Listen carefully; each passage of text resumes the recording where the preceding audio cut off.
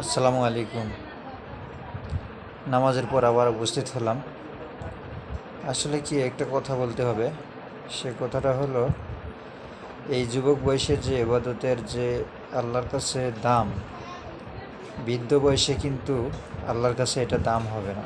তার কারণ একটা যুবক যদি একবার আল্লাহ বলে, আর একটা বৃদ্ধ যদি 10 বার আল্লাহ বলে, ওটা সমান হবে না। যুবকেরটা একবার যদি বলে ওইটাই উত্তম হবে। তাহলে আমাদেরকে বুঝতে হবে, ইবাদত করতে হবে সঠিক সময়ে, সঠিক টাইমে।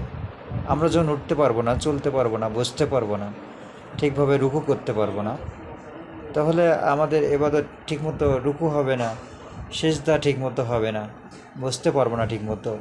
তাহলে ওই ইবাদতটা আল্লাহর কাছে কবুল হবে না, গ্রহণযোগ্য হবে না। এই জন্য আমাদের সময়ের মধ্যেই